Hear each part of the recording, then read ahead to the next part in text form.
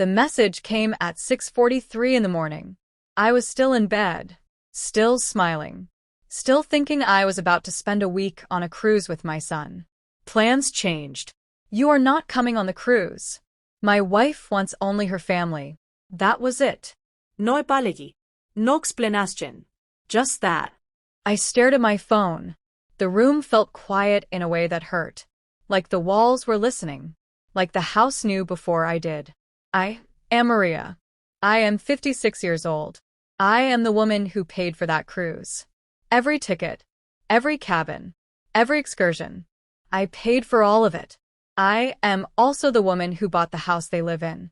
The mortgage, the renovations, the furniture, the backyard my grandson plays in. All of it. And, in one sentence, I was uninvited from my own generosity. The cruise was supposed to be a celebration. My son Daniel just turned 30.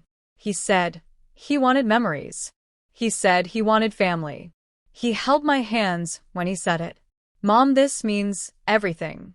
We could not do this without you. I believed him. The conflict did not arrive all at once. It had been knocking softly for years. I remember the sound of the coffee maker that morning. It felt loud. Too loud. Like it was mocking me. I did not drink the coffee. I sat there holding my phone, watching the steam rise and disappear. I typed, "What do you mean only her family?" 3 dots appeared, then vanished. Finally, she feels uncomfortable. It is her first big family trip as my wife. Her. Emily. Emily, who never looked me in the eyes. Emily, who corrected me in my own kitchen. Emily, who once said quietly, "Some people should know when to step back." I swallowed hard.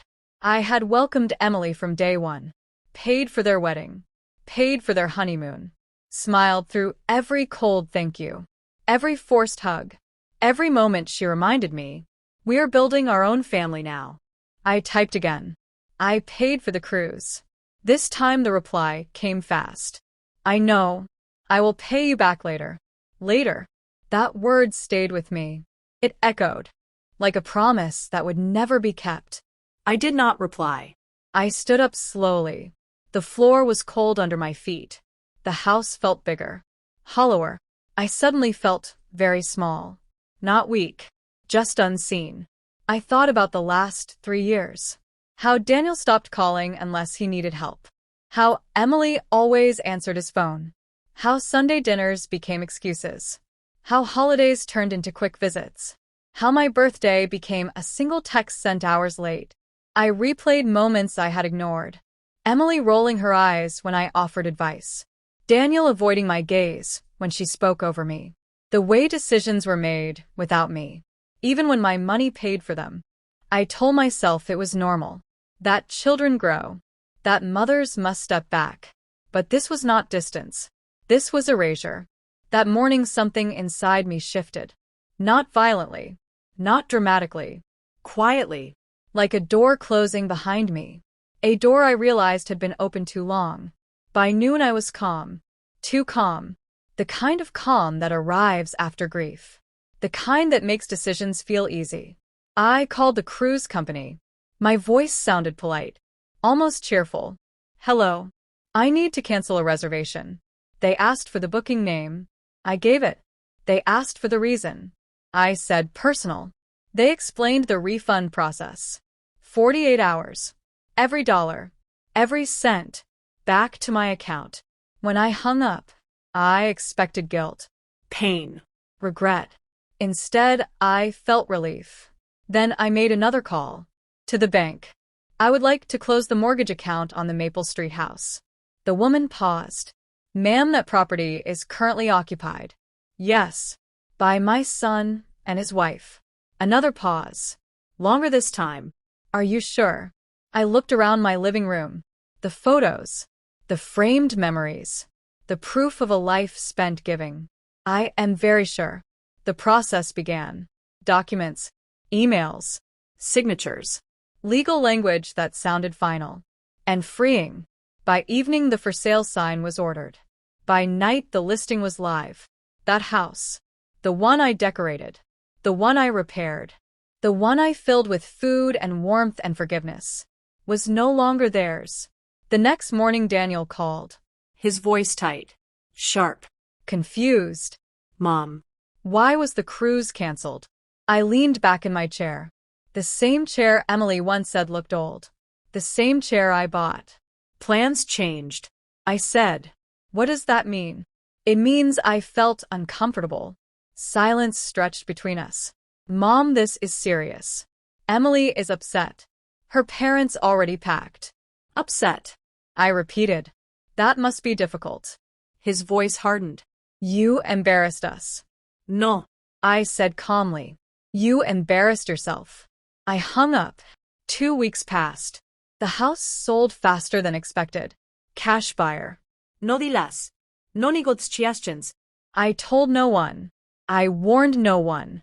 I watched their cruise photos appear online. Smiles. Champagne glasses. Sunsets. Hashtags about family. About love. About blessings. I wondered if Daniel noticed my absence. If he felt it in the silence. Or if Emily filled the space easily. The day they left, I walked through the empty house. The echo of my footsteps followed me. Every room whispered memories.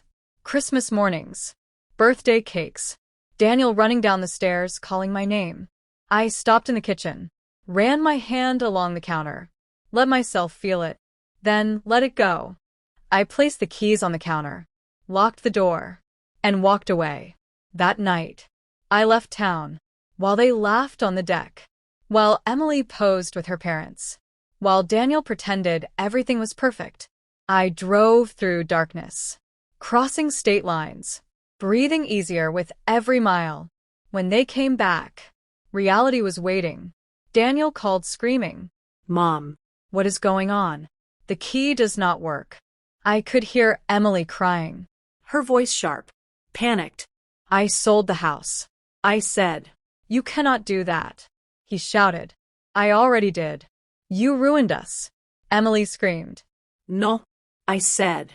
I stopped sacrificing myself for people who erased me. Silence fell. Heavy. Uncomfortable. Real. Where are we supposed to go? Daniel asked quietly. I do not know. I said. Ask your family. I hung up. The calls kept coming. I did not answer. Weeks turned into months. I heard through relatives. The marriage cracked. Money became a problem. Love turned into blame. Emily blamed Daniel. Daniel blamed pressure. No one blamed the woman who gave everything. I moved somewhere quiet. Near the ocean. I wake up early now. I drink my coffee slowly. I listen to waves instead of excuses. Sometimes, I miss my son. I miss the boy he used to be. Not the man who chose silence over his mother. I learned something late in life.